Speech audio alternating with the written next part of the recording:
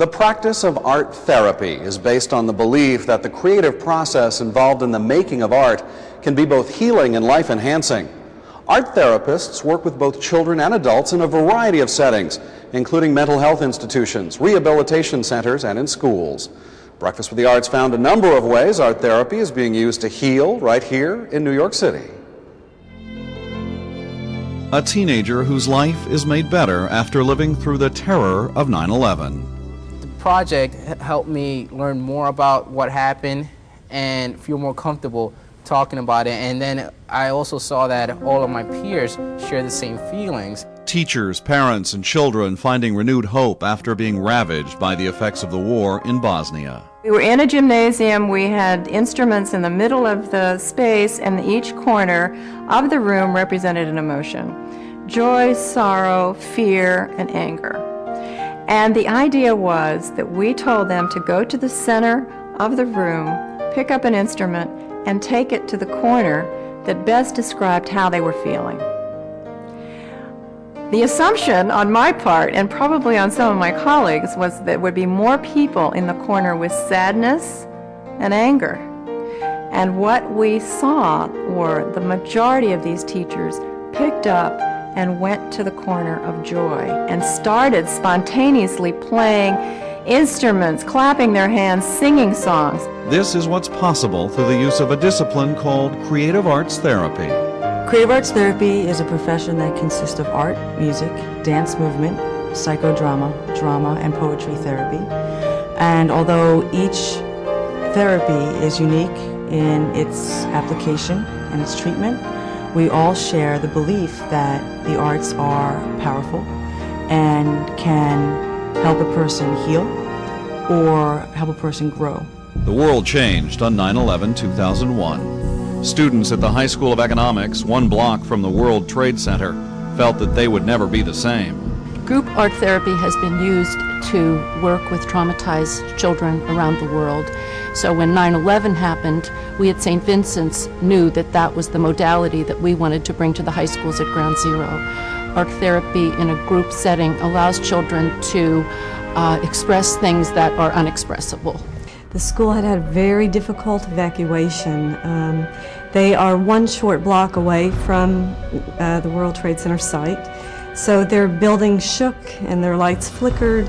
They had no idea what was going on. They were discharged from their school pretty late in the process in terms of the attack. So they were out there with people who were, running for their lives. They were lost in the dust cloud. They had no idea what was going on, and they were extremely afraid that day. So we knew that the anniversary was going to be painful for them, and we wanted to come up with something that would help get through the day. Through their work with art therapy, the Hope for the Future project was born. It was decided for at least the next 3 years that on the anniversary of the attack, the students would gather and try to heal through art. Everybody is an artist of some kind, and just because your artwork isn't hanging on a museum wall, for example, doesn't mean that self-expression can't benefit your life. Hope for the Future project was about healing. First of all, healing in the direct aftermath and allowing children to express their experiences and decode this trauma. There were definitely, laughter and talking among students. But the other thing going on at the same time was kind of a sense of mission. It was almost tangible, that you could tell these kids were taking this really seriously, almost like they really wanted to get a message out. This horrible thing happened, but we came through it and we're stronger. That was definitely one distinct message. Another message was, we'll never forget this. This changed our lives, but I think throughout there was always that idea of we came through it and here we are, we're stronger. Creative arts, or expressive arts therapy, is not just used in the United States. In the past, its benefits were brought to the devastation of post-war Bosnia through the ArtReach project. What ArtReach was trying to achieve in Bosnia was the offer of a new way of interacting between student and teacher. using the expressive arts. We used art, drama, and music therapy-based curriculum because we thought it was the most effective means for making the communication with and between the survivor population. We were asking the teachers to begin to teach in a different style. That was to become more involved with their students. The old style of teaching was not going to work as long as you had children coming back into the classroom who were living with residual trauma. The ArtReach project had to work very hard with both the Bosnian government and the Bosnian people to get around the skepticism surrounding their methods. I think the tendency for the expressive arts to be brushed aside, both here in America and abroad, is because of two things. I think it takes an enormous risk, a risk of being out of control, and I think it's challenging. I think you have to really be willing to think beyond just teaching what the curriculum is for the day. To have something, a fresh presentation, requires creativity.